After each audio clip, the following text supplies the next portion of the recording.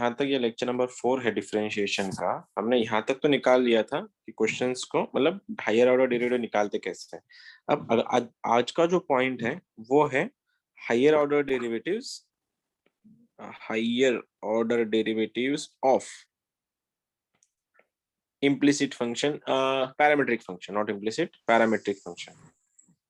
बहुत important point है, थोड़ा ध्यान देना, ठीक है। पैरामीट्रिक फंक्शंस, पैरामीट्रिक फंक्शंस मतलब जिसमें थीटा एंड टी इन्वॉल्व है उनको बोला जाता है पैरामीट्रिक फंक्शन, जिसको हम लोगों ने नाम भी दिया था म्यूचुअल फ्रेंड्स। कि डायरेक्टली लिंकेज नहीं रहेगा दोनों फंक्शन के बीच में, दोनों के बीच में कोई एक वेरिएबल यूज किया जाएगा जिसके रिस्पेक्ट में हम लोग डिफरेंशिएट करेंगे एंड लास्ट में dy बाय dx निकालते समय उसको दोनों को डिवाइड कर देंगे, अपना आंसर आ जाएगा। आई मीन टू से अगर x का वैल्यू साइन थीटा है एंड y का वैल्यू अगर कॉस थीटा है, हमको पता था dy बाय dx कैसे निकालना है। इसका दोनों फंक्शन के बीच में x और y के बीच में कोई डायरेक्ट रिलेशन नहीं है, और ये डायरेक्ट रिलेशन न होने के कारण x एंड y दोनों अटैच थे थीटा के कारण, मतलब x और y इन्वॉल्व थे जिसमें थीटा था इसीलिए। अब ये dy बाय dx कैसे निकालते थे हम लोग? फिर जो भी म्यूचुअल फ्रेंड है उसको बुलाते थे यहाँ पे, तो वो ऐसा कर लेता था कि dy बाय d थीटा ऊपर हो जाएगा और डिनोमिनेटर में dx बाय d थीटा होके हम लोग उसको सॉल्व कर सकते थे। आज भी वही करना है। तो dy बाय d थीटा कैसे बनेगा? फिर इस y का थीटा के साथ डिफरेंशिएशन कर दो, cos का डेरिवेटिव बन गया माइनस साइन थीटा, और डिनोमिनेटर में ये साइन थीटा का डेरिवेटिव हो गया है cos थीटा। तो अल्टीमेटली साइन बाय कॉस तुम्हारा tan बनता है, तो आंसर बन गया माइनस tan थीटा। यहाँ तक कोई दिक्कत नहीं होती तुम लोग को। ये तो हमने पहला डेरिवेटिव कैसे निकालते हैं हमको पता है, लेकिन इसी फंक्शंस का अगर तुमको d2y बाय dx स्क्वायर पूछा गया कि भैया तुम लोग क्या करो, इस फंक्शन का डेरिवेटिव निकालो, अब वो भी डबल, अब तो पॉसिबल ही नहीं है कि हमको पता है d2y बाय dx को निकालने के लिए dy बाय dx का डेरिवेटिव लेना होता है। कि अगर जब मैं इसको d बाय dx करा दूं, मतलब differentiation of dy by dx, वो बनता है d2y बाय dx स्क्वायर। और तो सेम मैं यहाँ पे भी कर दूंगा dx बाय इसको। अगर मेरे को dy बाय dx निकालना है तो मुझको d बाय dx ऑफ इसको डिफरेंशिएट करना पड़ेगा माइनस tan थीटा को, क्योंकि d2y बाय dx को निकालने के लिए dy बाय dx का ही डेरिवेटिव लेना पड़ता है। अब जब मैं यहाँ पे देख लूंगा कि x का, तो यहाँ पे ये थीटा तो माइनस बाहर आ जाएगा, ये थीटा वाला कोई सीन नहीं है। लेकिन अभी भी इस x का और इस थीटा का कोई डायरेक्ट रिलेशन है क्या हमारे पास? क्योंकि थीटा का डेरिवेटिव मैं थीटा के साथ ले सकता था, और थीटा का डेरिवेटिव x के साथ तो प्रैक्टिकली जीरो होना चाहिए, क्योंकि अगर matter D by D X का है और क्वेश्चन में x ही नहीं है तो अपन डेरिवेटिव जीरो लिख देते हैं उसका। हाँ, डेरिवेटिव जीरो कब नहीं होता? जब वो दोनों के बीच में कुछ ना कुछ रिलेशन हो। तो यहाँ पे इस x का इस थीटा के साथ कोई रिलेशन तो होगा, और वो रिलेशन ये रहा। कौन सा? देखो, dx by D theta relation है, x और थीटा के बीच में कोई ना कोई रिलेशन है, तो मैं इसका डेरिवेटिव जीरो नहीं ले सकता। अब वही करना है, तो ये माइनस एज इट इज आया, डी बाई डी एक्स तुम्हारा साइड में चला गया। अब सॉरी, tan थीटा का tan थीटा को गोली मारो, tan का डेरिवेटिव क्या होता है? What is the derivative of tan? sec square. तो मैंने यहाँ पे लिख दिया, देखो sec स्क्वायर थीटा मैंने लिख दिया। अब ये मसला खत्म हुआ इस tan का, जो बन गया sec स्क्वायर। अब मैटर चल रहा है इस थीटा का, तो आंसर बनेगा d theta by D x. Step तुमको समझ में आई होगी। मैंने फंक्शन का डिफरेंशिएट करवाया, tan का डेरिवेटिव हो गया है तुम्हारा sec स्क्वायर, और ये जो थीटा है, इस थीटा का x के साथ डेरिवेटिव हो गया d theta by D x. अब ये बना तुम्हारा माइनस एक्स स्क्वायर थीटा। अब हमारे पास D theta by D X का कोई वैल्यू नहीं है, मतलब कोई रिलेशन नहीं, मतलब D theta by D X का कोई वैल्यू नहीं है, लेकिन हमारे पास D X by D theta का वैल्यू है। और dx बाई डी थीटा क्या है तुम्हारा? cos theta. तो क्या मैं इसको ऐसा लिख दूं, 1 upon dx by D theta? हर स्टेप में यही करना है तुमको, हर स्टेप, ये स्टेप हर टाइम कॉमन है, हर टाइम आएगी। अब यहाँ पे मेरे पास D theta by D X का वैल्यू नहीं था, लेकिन मेरे पास dx बाई डी थीटा का वैल्यू है, जो है मेरा cos थीटा। तो यहाँ पे क्या बन जाएगा तुम्हारा? Minus sec square theta into 1/cos थीटा, एंड 1/cos अगेन बनता है सेक। तो आंसर बना तुम्हारा माइनस सेक क्यूब थीटा। इसको बोलते हैं डबल डिफरेंशिएट करना पैरामेट्रिक फंक्शंस को। एक और क्वेश्चन करवा देता हूँ, थोड़ा ध्यान देना। अगर मैं ये पूछ लेता dx by d theta of suppose sin 10 है, sin 10, तो इसका डिफरेंशिएशन कैसे बनेगा? हम लोग डायरेक्टली जीरो बोल सकते थे इसको, क्योंकि सर क्वेश्चन में एक्स ही नहीं है। लेकिन पता है ये जीरो क्यों आता है? ये जीरो ऐसे आता है, साइन का डेरिवेटिव तो कॉस बन जाएगा, तुम इसको cos 10 लिख दोगे, कोई सीन नहीं, यहाँ तक कोई प्रॉब्लम नहीं। लेकिन आगे जाके जब साइन का कॉस बन गया, एंगल एज इट इज आ गया, लेकिन इस 10 का डेरिवेटिव x के साथ, अब 10 के पास x नहीं होने के कारण ये जीरो बनता था इधर, अब तब ये दोनों मल्टीप्लाई होके जीरो बनते हैं। ठीक है, अब यही सिनारियो मैंने यहाँ पे क्रिएट करवाया। थीटा का डेरिवेटिव x के साथ जब मैं ले रहा था, थीटा और x जीरो नहीं हो सकता इस बार, क्योंकि थीटा और x रिलेटेड है किसी न किसी फंक्शन के थ्रू। अब यही क्वेश्चन अगर मैं घुमा के देता तुम लोग को थोड़ा, अगर मैं ऐसा बोल देता हूं कि y is equals to T cube and x is equals to 4t square, मैं इसको +1 भी कर देता हूं, चलो ठीक है, और इसको मैं -1 कर देता हूं। अब मैंने पूछा कि भाई साहब dy बाई dx बताओ and d2y by dx square भी बताओ। चलो मैं दोनों को लिख देता हूं, at x equal to 1 at x equals to -1, ये दोनों क्वेश्चन है। अब dy by dx and d2y by dx को दोनों निकालना है, मेरे को हायर ऑर्डर लेना है। फिर से एक बार ये इम्प्लिसिट फंक्शन, सॉरी ये पैरामीट्रिक फंक्शन है, क्योंकि क्वेश्चन में t इन्वॉल्व है, और जो जो फंक्शन में थीटा एंड t इन्वॉल्व होते हैं वो हमारे पैरामीट्रिक होता है। लगा देते डिफरेंशिएशन इसका। फिर देखो, अगर ये dy बाई dx की बात कर रहा और दोनों के बीच में अगर t इन्वॉल्व है, तो आंसर बनेगा dy बाई dt और यहाँ पे dx बाई dt, क्योंकि दूसरा ऑप्शन ही नहीं है, म्यूचुअल फंड उनका बीच का t था। तो कर रहे डेरिवेटिव अभी इस y का डेरिवेटिव t के साथ, तो आंसर क्या बनेगा इसका? ये बनेगा तुम्हारा 3t स्क्वायर। डिनोमिनेटर में इसका डेरिवेटिव t के साथ, ये बना तुम्हारा 8t, आ गया 8t यहाँ पे, t से t कैंसिल, तो आंसर बना तुम्हारा 3/8t। ये रहा तुम्हारा dy बाई dx। किसके, अब मेरे को क्या पूछा है कि dy बाई dx का वैल्यू आप x इक्वल, ओ पार्डन मी, x नहीं होना चाहिए था यहाँ पे, t होना चाहिए था, t equals to -1, t equal to +1 suppose. अब तुमको t के लिए पूछा है, अगर उसने पूछा dy by dx at t equal to -1 बताओ, तो मैं ये -1 उठा के यहाँ पे रख देता, तो मेरा आंसर बन जाता -3/8। कहाँ पे? dy बाई dx का value at t equal to -1। ये तो तुम लोग कर चुके हैं, सीख चुके हैं ये सब। अब मेरे को क्या पूछा उन्होंने? उन्होंने पूछा भैया आप d2y बाई dx स्क्वायर भी बना के दिखाओ। अब मेरे को पता है कि d2y बाई dx स्क्वायर आता ही dy बाई dx के डेरिवेटिव से है, ये ऐसा बनता है d by dx of dy by dx, तब जाके d2y बाई dx स्क्वायर बनता है। अब मुझको डिफरेंशिएट करना है इसको विथ रिस्पेक्ट टू x, और इसका डेरिवेटिव तो ये रहा 3/8t, तो मैं 3/8 को साइड में रख रहा हूँ, देखना 3/8 d by dx of t। अगर t का और x का कोई रिलेशन नहीं होता तो मैं डेरिवेटिव 0 लिख देता था यहाँ पे, लेकिन t और x इन्वॉल्व है, देखो यहाँ पे ये रहा t और x का रिलेशन। तो अब मेरे पास ये क्या बनेगा फिर, 3/8 dt बाई dx। मेरे पास dt बाई dx का वैल्यू नहीं है, एज आई सेड कि एवरी टाइम तुम्हारे पास dt बाई dx नहीं रहेगा, लेकिन dx बाई dt रहेगा। तो इसको रेसिप्रोकेट करके वैल्यू लिख दो, तो ये ऐसा दिख जाएगा तुमको। फिर ये 3/8 हो गया इंटू 1/dx/dt। मैंने dt बाई dx को 1/dx/dt लिख दिया, तो अब क्या हो गया, ये 3/8 एज इट इज इंटू 1 में dx/dt का वैल्यू ये रहा, कितना है वो 80, तो लिख दो यहाँ पे 80। अब आंसर क्या बना, 3/64t, ये रहा मेरा d2y/dx² का वैल्यू।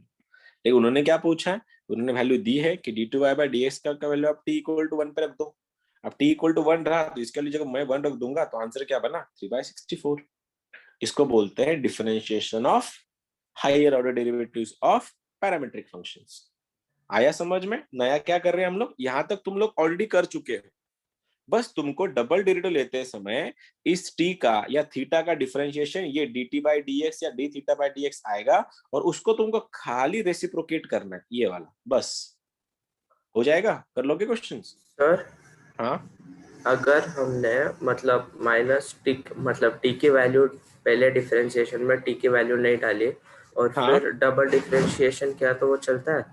चलता है, बिल्कुल चलता है। वो तो डिफरेंशिएशन की वैल्यू एट दी है हमको, डेरिवेटिव हमको निकालने पड़ेंगे, और डबल डेरिवेटिव निकालने के लिए हमको डिफरेंशिएशन ऑफ पहले फंक्शन से आना पड़ेगा ना। डबल डेरिवेटिव निकालने के लिए हमको वाया पहला डेरिवेटिव ही आना पड़ेगा, दूसरा तो ऑप्शन ही नहीं मतलब है। मैं देखो एक और 3t/8 क्वेश्चन दे लिख रहा हूं मैं तुम लूं। लोग को, ट्राई चल जाएगा। 3t/8 नहीं ले सकता तू, 8 क्यों है 3t, हाँ 3t/8 तो ऑलरेडी आंसर था ही ना तेरे पास। अगर उन्होंने नहीं दिया होता, अगर ये नहीं दिया होता सपोज ऐसा, तो तेरा आंसर ये आता ना 3t/8। उन्होंने दिया है कि t इक्वल टू 1 डाल दे, तो लास्ट में जो तुम्हें वैल्यू आ गया उसमें t का वैल्यू अपन 1 डाल रहे, -1 डाल रहे, जो भी है। अगला वाला क्वेश्चन तुम्हारे लिए ये है, इसको ट्राई करो, नहीं आया तो मैं तो हुई x इक्वल्स टू, ये है तुम्हारा sine cube T, sine cube theta, चलो, और y है तुम्हारा कॉस क्यूब थीटा। पूछा है dy by D X at theta equals to π/3 and d2y by D X square at theta equal to π/6। दोनों तुमको सॉल्व करना है, करो तो एक बार, गलत करो बिंदास, मैं हूं।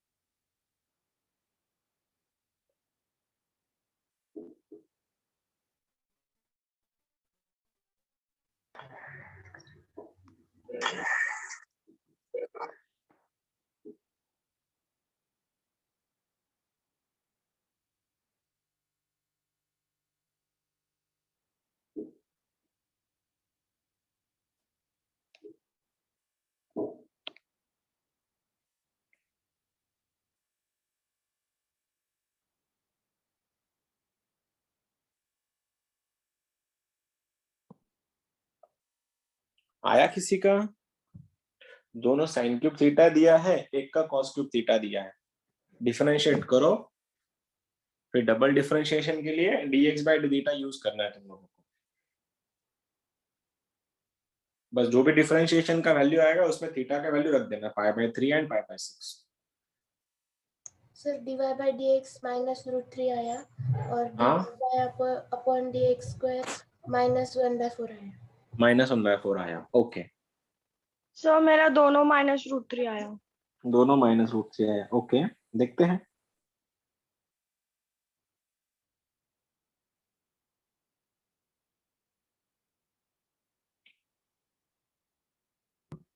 हाँ सर, दोनों -√3 आया।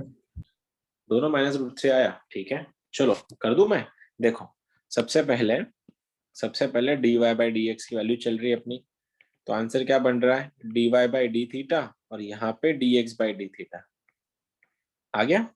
अब लगाओ y का डेरिवेटिव थीटा के साथ। अब इसका थीटा के साथ सबसे पहले पावर सॉल्व होगा, 3 नीचे आया, पावर 1 से कम, cos स्क्वायर थीटा, और cos का डेरिवेटिव बन गया तुम्हारा माइनस साइन थीटा। ठीक है, यहाँ तक कोई सीन नहीं। नीचे वाला अब x का मैटर थीटा के साथ, ये क्या बनेगा, फिर वही 3 नीचे, पावर 1 से कम, और साइन का डेरिवेटिव बन गया तुम्हारा cos थीटा। 3 से 3 कैंसिल, cos से स्क्वायर कैंसिल, साइन से स्क्वायर कैंसिल, तो आंसर क्या बन रहा है, माइनस कॉट थीटा। ये आ गया मेरा dy बाई डी एक्स। ये आया था तुम लोग का भी, सभी का आया था ये वाला, सब कैंसिल आउट हो गए यहाँ पे, स्क्वायर स्क्वायर। अब यहाँ पे ये आया था। यहाँ आया था, अब यहाँ पे तुम्हारा dy बाई डी एक्स आ गया। अब बोला क्या उन्होंने कि dy बाई डी एक्स का वैल्यू तुम लोगों को निकालना है थीटा का वैल्यू π/3 पे। अब π/3 पे कैसे निकालोगे, रख दो theta equals to π/3। Theta equals to π/3 अगर है तो ये क्या बनेगा, माइनस ऑफ कॉट ऑफ π/3। अब कितना बनेगा, कॉट π/3 का वैल्यू कितना होता है, कॉट 60 वाइंड अप 1/√3, तो आंसर क्या बना, -1/√3 हो गया। अब ये रहा तुम्हारा d2y by D X square का वैल्यू। अब कैसे निकाले d2y by D X square, फिर वही सिनारियो, देखो अब यहाँ पे निकालने के लिए d2y बाई डी एक्स को निकालने के लिए क्या लिखे, dy dx ऑफ, किसका डिफरेंशिएशन करवाना है, माइनस कॉट थीटा का। तो ये तुम्हारा minus as it is, cot का डेरिवेटिव क्या होता है, minus cosec square, minus of minus plus, तो आंसर आया तुम्हारा cosec square theta, into cot का तो माइनस कोसेक स्क्वायर हो गया, लेकिन थीटा का भी तो लेना पड़ेगा, तो ये क्या बनेगा D theta by D x. लेकिन हमको D theta by D X का वैल्यू नहीं पता, तो ये पक्का ऐसा दिखेगा 1/dx बाई डी थीटा। और शायद इसके वाले हमारे पास होगी, ये बन गया तुम्हारा cosec square theta into 1/dx by D theta का value, dx by D theta देखो, dx बाई डी थीटा ये रहा, क्या बन जाएगा 3 sine square theta cos theta. ये क्या था तुम्हारा 3 sine square theta cos theta आ गया, 3 sine square theta cos theta. अब क्या वैल्यूज रखनी है, 1/sin के ऊपर जाएगा कोसेक स्क्वायर बनेगा, ये बनेगा cosec raise to 4 theta into sec theta upon 3, values रखनी है अभी। अब एट कितना दिया है, एट थीटा का वैल्यू कितना है पाई बाय लास्ट में कितना है पाई/6 मतलब 30 डिग्री। अब बोलो cos 30 sin 30 कितना होता है 1/2, कोसेक 30 कितना होगा 2 raise to 4 16 into sec cos 30 कितना होता है √3/2, तो सेक 30 कितना होगा 2/√3। तो ये आया मेरा 3, तो मेरा आंसर कुछ आइसल अलग ही आ रहा है, 32/3√3 आंसर आ रहा है मेरा। जो कि तुम में से किसी का भी नहीं आया था शायद, मेरा यही आया था। हाँ देखो जिसका नहीं आया था,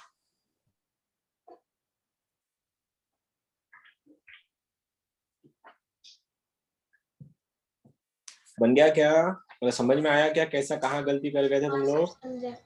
हाँ सर समझा। अगला वाला कर लोगे फिर, तो दे दो। तो डिफरेंशिएशन डबल डेरिवेटिव बहुत आसान है, तुमको बस यही प्रॉब्लम है कि तुम लोग कैसे उसको हैंडल करते हो आसानी से, वो मैटर करता है। छोटी छोटी चीजें हैं, मैं समझ सकता हूँ जो गलती कर रहे हो तुम लोग। एक और क्वेश्चन दे रहा हूँ बिल्कुल,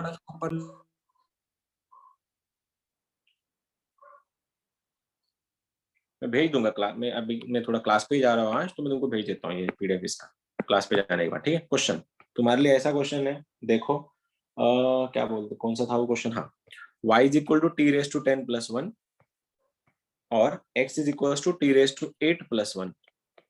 तुमको पूछा है d2y/dx² at x equals to suppose -1, करो तो, x नहीं रे, t इक्वल टू -1। मैं माइक बंद करो थोड़े टाइम के लिए।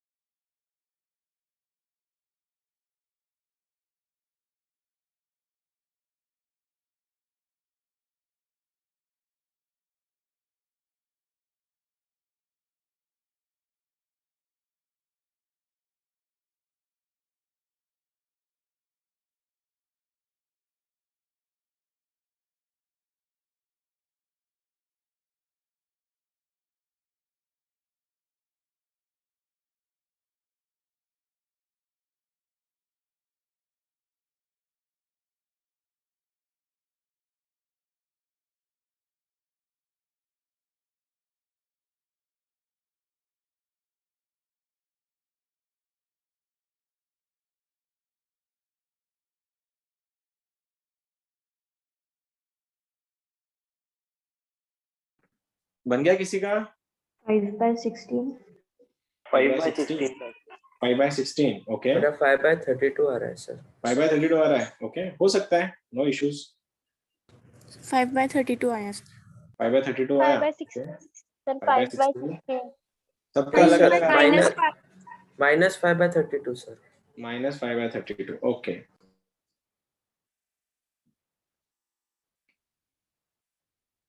चलो करें अपन, देखो ये तो सबसे सिंपल क्वेश्चन था, सिंगेज में था ये क्वेश्चन, सॉर्ट एग्जाम मतलब एक्सरसाइज में उसका क्वेश्चन था, बहुत फंडामेंटल था कि सबसे पहले dy/dx निकालते हैं अपन। तो क्या बनेगा dy/dt, ये बनेगा dx/dt। स्टेप तो पूरी कंप्लीट करनी पड़ेगी ना। अब dy/dt क्या बनेगा 10 t⁻⁹, dx/dt क्या बनेगा 8 t⁻⁷, ठीक है, ये दोनों भी काटा काटी कर रहे हैं अपन, ये 5/4 टी का स्क्वायर बन रहा है खाली। मेरे को तो dy by dx में कोई रुचि नहीं है, कोई इंटरेस्ट भी नहीं, क्योंकि उसने d2y by dx स्क्वायर पूछा है खाली। तो d2y by dx स्क्वायर का वैल्यू क्या बनेगा देखना, डिफरेंशिएट अगर कर रहे हैं अपन तो 5/4 आ रहा है यहाँ पे, और टी स्क्वायर का डेरिवेटिव बन गया तुम्हारा 2t, ये इसका डेरिवेटिव 2t बन गया। अब क्या है, लेकिन टी भी तो बाकी है, तो dt by dx, ये 5/4 टी स्क्वायर का मेरा आंसर आ गया, लेकिन इस t का भी तो डेरिवेटिव लेना है, तो dt by dx। अब लेकिन क्या हो गया फिर, ये 2 ने इसको काटा, ये 5/2t, और ये मैं इसको लिख सकता हूँ 1/dx/dt। ये स्टेप में जैसे मैंने बोल रहा हूँ ना, ये स्टेप हर एग्जाम में कॉमन है, कोई इसमें कोई फर्क नहीं पड़ने वाला, कोई भी क्वेश्चन होने दो तुमको यही करना है। अब यहाँ पे क्या होगा 5/2t, अब ये 1/dx/dt का वैल्यू हमारे पास क्या है, ये रहा 8t⁻7, तो रख दो, t ने d काटा, ये 5/16 बन गया, ये बना 1/t⁻6, है ना, ये t ने इसको काटा ना, ये 6 बन गया। अब इसमें t का वैल्यू कितना है, t का वैल्यू -1 है, ये -1 का इवन पावर तो +1 ही होगा, तो आंसर क्या बना 5/16। ठीक है, यही था तुम लोग का भी, जिसका 32, तुम लोग का 32 कैसे है मेरे को समझ में नहीं आया, लेकिन वो लोग चेक कर लेना जिसका 32 आया था। अगला वाला क्वेश्चन, एक बार ऊपर करो।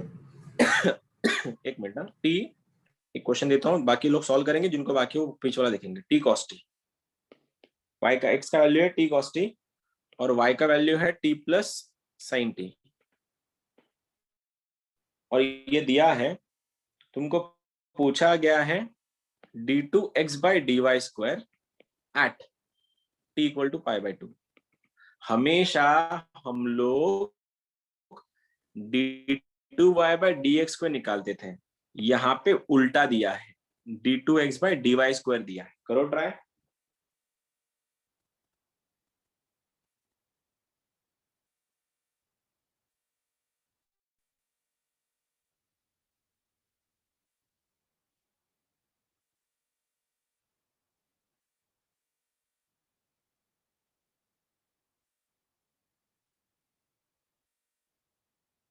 सर तो सॉल्विंग भी हमें dx/dy करना पड़ेगा। यस, dx/dy, सारी स्टेप उल्टी हो जाएंगी बस, यहाँ पे dy/dx था, वहां पे dx/dt आएगा, जहाँ पे dy/dx था वहां पे dy/dt आएगा, उल्टा करना है खाली।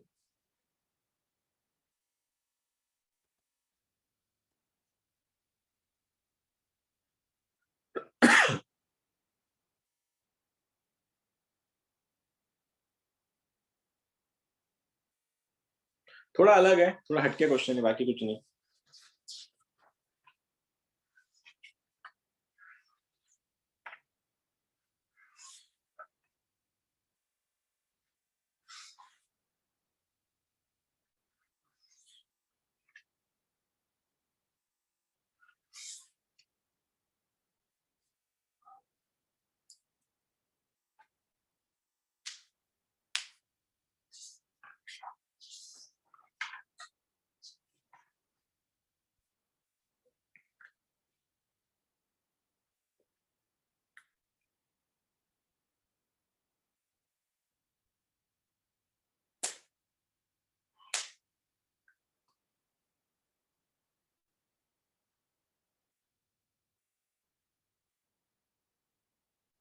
कर दूं मैं, शायद तुम्हारा आंसर नहीं आ रहा है। चलो सबसे पहले dx/dy निकालते हैं इस बार, क्योंकि ना differentiation with respect to y करवाना है इस बार, y x नहीं है। तो आंसर क्या बनेगा dx/dy का dx/dt, और नीचे बनेगा तुम्हारा dy/dt। यहाँ तक कोई सीन नहीं होगा।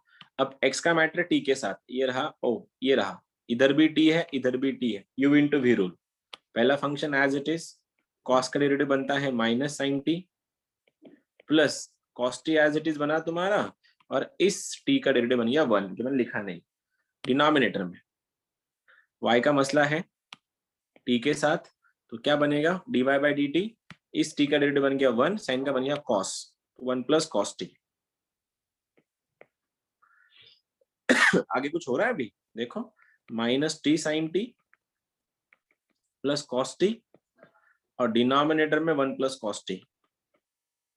ये तो बहुत लंबा जा रहा है अभी, देखने जाओगे तो dy/dx का वैल्यू। अब क्या कर सकते हैं यहाँ पे, घुमा के लाते तुमको। देखो अगर इसको मेरे को d2x/dy² निकालना है तो इस फंक्शन को मुझको डिफरेंशिएट करना पड़ेगा y के साथ। किस किस को? एक cos t minus t sin t upon 1 plus cos t को, और बाद में इधर यू मतलब y और t का कोई रिलेशन है? हाँ बिल्कुल रिलेशन है, तो डिफरेंशिएशन 0 नहीं हो सकता। ये तुम्हारी पहली स्टेप है समझने के लिए। अब क्या कर सकते फिर? करते हैं u बाई v रूल। सबसे पहले डिनोमिनेटर का स्क्वायर लगा दो, ये बनेगा तुम्हारा 1 प्लस कॉस टी का होल स्क्वायर। ठीक है, 1 प्लस कॉस टी का होल स्क्वायर। यहाँ पे इसको डिफरेंशिएट करवाना है। ये ऊपर वाला function as it is 1 plus cos T. अब इसका डिफरेंशिएशन चल रहा है अंदर में, देखना थोड़ा पेन यूज अलग यूज कर रहा हूँ मैं पेन। इसका u into V rule, cos T का differentiation minus sine T, minus T as it is, sine का बन गया cos T plus sine T as it is. समझा स्टेप? इसका डिफरेंशिएशन, पहला function as it is, sine का बन गया कॉस, फिर sine as it is, T का रेट बन गया 1। ये रहा तुम्हारा इसका डिफरेंशिएशन प्लस। ये बहुत लंबा जा रहा है ये, इसको और कुछ मेथड से कर सकते क्या अपन? या क्वेश्चन ये मैंने गलत दिया? इसको क्या लिख सकते हैं? ऐसे तो हो गया, ठीक है। साइन से साइन कैंसिल भी नहीं हो रहा, -2 sin t हो रहा है वो, और आगे जाके माइनस साइन टी। नहीं यार ये काम नहीं करेगा। सर अगर उसके ऊपर वाले को थोड़ा फर्दर सॉल्व करते तो। हाँ कर सकते थे, लेकिन इसमें मेरे को लगता है कुछ क्वेश्चन एक बार चेक करना पड़ेगा। क्वेश्चन कुछ गलत नहीं दिया, तो इतना इतना गंदा आंसर नहीं आता किसी भी क्वेश्चन का। एक से -2 + π/2 आंसर है सर। हाँ इसमें ऑप्शन चाहिए। सिंगेज का क्वेश्चन है शॉर्ट एग्जाम्पल में, अपने सॉरी एक्सरसाइज में। अब उसका आंसर क्या हो देखना पड़ेगा। मैंने बस देखा था पेज पढ़ना तो टाइम ऐसे कुछ आंसर है इसका। चलो ठीक है, लगा के देखते हैं सर अभी u कुछ by v का ही आया था, फिर वैसे ही आता। ठीक है ना। अभी ये तो यहाँ तक तो अपन पहुंच गए। मैंने तो इसको एज इट इज रखा, इसका डिफरेंशिएशन करवाई ये, ठीक है। देखते हैं अब क्या करें। माइनस, अब ये एज इट इज कौन सा? cos t minus T sine T as it is, denominator का डेटा बन गया माइनस साइन टी। इसको ठीक से दिखा रहा हूँ मैं तुमको। ये क्वेश्चन ऐसा दिख रहा है 1 प्लस cos t, ये वाला minus sine T minus T cos t minus sine T. ये रहा पहला आंसर। ठीक है ठीक है। एक मिनट अभी, ठीक है। माइनस माइनस ऑफ माइनस बन गया प्लस, तो ये प्लस साइन टी से मल्टीप्लाई कर रहा हूँ, आंसर बनेगा साइन टी कॉस टी और minus T sine square T. देखो ये माइनस से ये माइनस प्लस हो गया, क्या हो गया? साइन टी कॉस टी आ गया, और ये माइनस से ये माइनस हो गया plus T into sine sine T square. बहुत लंबा जा रहा है यार ये। अपॉन डिनोमिनेटर में तो है ही 1 प्लस कॉस टी का होल स्क्वायर, और एक बार खोलना पड़ेगा उसको। अब इससे मैं इनको मल्टीप्लाई कर रहा हूँ, इस एंगल को और इन दोनों को, तो ये ऑलरेडी सेपरेटेड है। तो क्या हुआ? 1 से मल्टीप्लाई करने के बाद -2 sine T plus sine T वाला, minus T cos T, cos से मल्टीप्लाई कर रहा हूँ, -2 times sine T cos T minus T into cos square T. ये रहा ये ब्रैकेट का ओपन, ये ब्रैकेट ओपन हो गया ऐसे। अब ये ब्रैकेट दूसरा वाला क्या था वो? Plus sine T cos T minus T cos square T sine square T. अरे इतना गंदा आंसर तो नहीं आना चाहिए, शायद क्वेश्चन में कुछ गड़बड़ होगी, या तो मैं सॉल्यूशन पे भी तो कुछ अलग मेथड से करना पड़ेगा इसको। डिनोमिनेटर में तुम्हारा 1 प्लस कॉस टी का होल स्क्वायर है, कुछ कैंसिल आउट भी नहीं हो रहा है। सर t की वैल्यू रख देंगे। हाँ तो ये बना, हाँ ये देखो ये -2 साइन टी आ गया, माइनस टी कॉस टी भी आ गया, ठीक है। माइनस नहीं, हाँ ठीक है।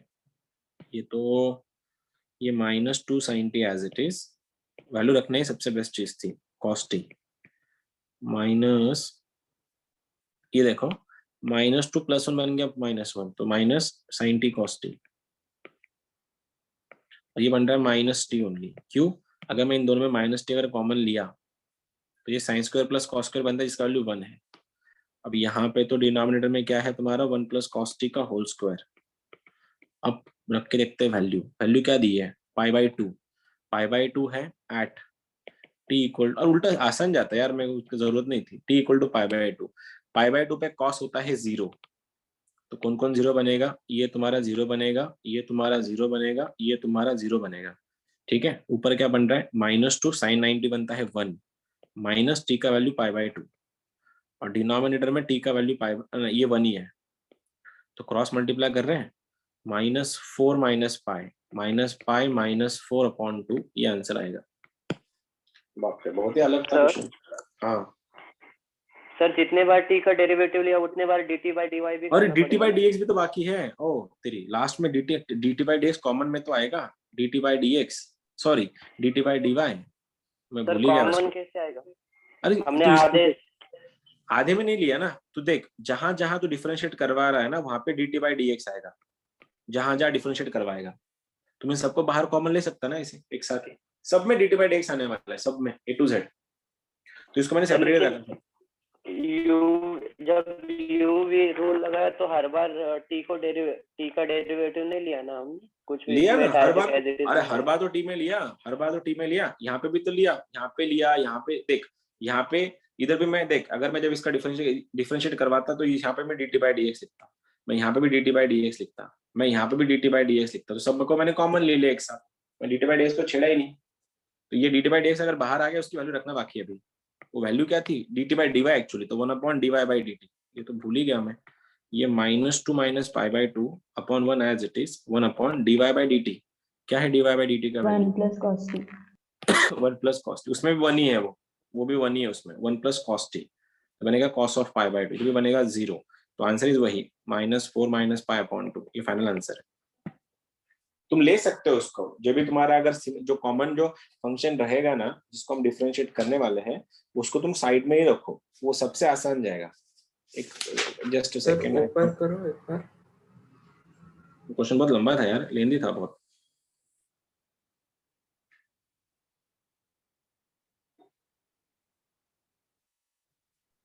अगर हमने पहले ही अगर टी की वैल्यू पुट कर दी थी तो चलता था क्या? चल जाता, उल्टा उल्टा आसान आसान जाता क्वेश्चन सॉल्विंग में, तो मैं अगर यहाँ पे भी रख देता ना, यहाँ पे उल्टा क्वेश्चन आसान जाता मेरे को सॉल्व करने में, इतनी जरूरत भी नहीं पड़ती उसकी, क्योंकि अपने क्लास में वैसे टी का वैल्यू रखना ही है ना। हाँ, लेकिन टी का वैल्यू कब रखना है, जब तुम डिफरेंशिएशन करोगे तभी रखना है, उससे पहले तो रख नहीं सकते ना, डिफरेंशिएशन से पहले। पता चला डिफरेंशिएशन से पहले ही तुमने वैल्यू रख दिया तो क्वेश्चन ही पूरा कांस्टेंट बन गया, और कांस्टेंट का डेरिवेटिव 0, ये इसके चांसेस ज्यादा बनेंगे फिर, जो प्रैक्टिकली पॉसिबल नहीं है। हाँ, यही ऑप्शन था, यही क्वेश्चन सिंगेज का क्वेश्चन है वो एक्सरसाइज में, और ये आंसर है -π + 4/2। ठीक है, अब शीट में कुछ क्वेश्चन होंगे इसके, देखते हैं।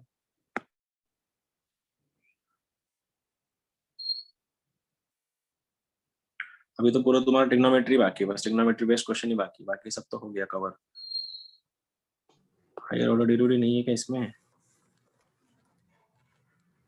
एक काम करो, इसका ना, इसका ऐसा करो, यही क्वेश्चन d2y/dx² at θ = π/4, ये सॉल्व करना है। ये क्वेश्चन को मैंने मॉडिफाई करवाया, x का वैल्यू a cos⁴θ, y का वैल्यू a sin⁴θ, तुमको d2y/dx पे निकालना है at θ = π/4। चलो तो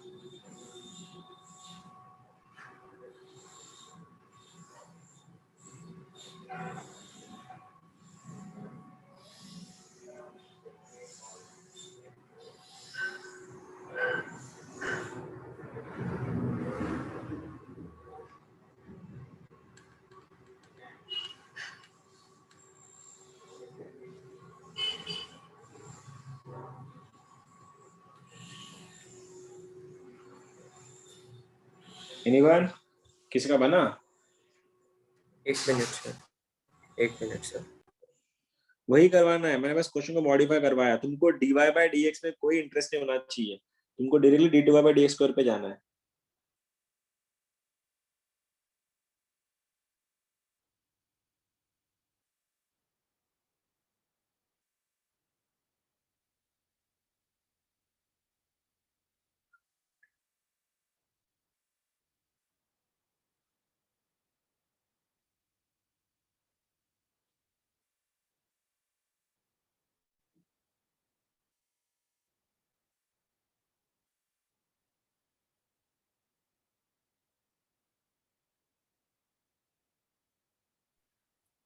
सर 2√2/8 2√2/8 हो सकता है, तुम्हारे सामने क्वेश्चन है, मेरे को भी आंसर नहीं पता। सर मेरे 4 को भी अपॉन आंसर 4/8 क्या देखते हैं, मुझको भी आंसर नहीं पता क्योंकि उसको मैंने मॉडिफाई कर 4/a। ओके चलो सबसे पहले सर dy by dx निकालते हैं। कॉमन फ्रेंड थीटा है, तो dy by d theta upon dx by d theta, a as it is. 4 नीचे पावर 1 से कम sin क्यूब थीटा बना और sin क्यूब बन गया cos थीटा। ठीक है, डिनोमिनेटर में समझा ना, a एज इट इज था, 4 नीचे पावर 1 से कम sin क्यूब cos। सेम इसका a इधर 4 नीचे cos क्यूब थीटा, cos का डेरिवेटिव माइनस sin थीटा। अब हुआ क्या, a से a, 4 से 4, साइन से साइन, कॉस से कॉस, तो sine square by cos square बचता है, माइनस tan स्क्वायर आंसर दिख रहा है मेरे को यहाँ पे। सही है क्या, ये गलत हूं मैं, ये सही है क्या? यही आता है। बराबर है। हाँ सर। अब d2, अब इसी का एक और बार लेना है, d2y by dx स्क्वायर। तो माइनस एड इज tan का 2 पावर नीचे, tan का पावर कम, और tan का derivative sec square theta. Got it? कैसे, पावर नीचे tan थीटा, tan का डेरिवेटिव sec स्क्वायर थीटा। अब क्या, थीटा का भी तो लेना पड़ेगा, d थीटा बाई dx, उसको उल्टा कर लो फिर, -2 tan theta into sec square theta, और 1 अपॉन में dx बाई d थीटा का ये रहा वैल्यू, इतना सारा। तो क्या बना, a times 4 cos cube theta into minus sine theta, तो माइनस साइन थीटा। अब माइनस से माइनस प्लस हो गया। ठीक है, अब 2 ने 4 काटा तो 1/2a आ गया यहाँ पे। देखो इस 2 ने इस 4 को काटा तो 1/2 आ गया। tan 45 बोला है मैंने, तो tan 45 होता है 1, ये 1 हो गया। ठीक है, इसको अगर मैं नीचे लेके जाऊं या फिर इसको मैं ऊपर लेके जाऊं तो ये क्या दिखेगा, sec square into sec cube, तो बना sec raise to 5 theta, 1/sin बना sec थीटा। फिर से एक बार देख लो, ये sec क्यूब cos क्यूब बन गया ऊपर 1 sec cube into sec square बन गया sec रेज़ टू 5, 1/sin बन गया तुम्हारा cosec। ठीक है, अब वैल्यू रखनी है, 1/2 है एज इट इज था, sec होता है cos का उल्टा, cos 45 होता है √2, 1/√2, तो sec हो गया √2, ये बना √2 रेज़ टू 5 इंटू cosec का भी आंसर √2 ही आएगा। तो ultimately 1/2a into √2 raise to 6, √2 raise to 6 मतलब 2 का क्यूब, और 2 का क्यूब होता है 8, तो आंसर आ रहा है मेरे पास 4/a। सही है क्या? हाँ सर। हाँ सर। हाँ सर बराबर। हाँ सर। ये था तुम्हारा higher order derivatives of the parametric function.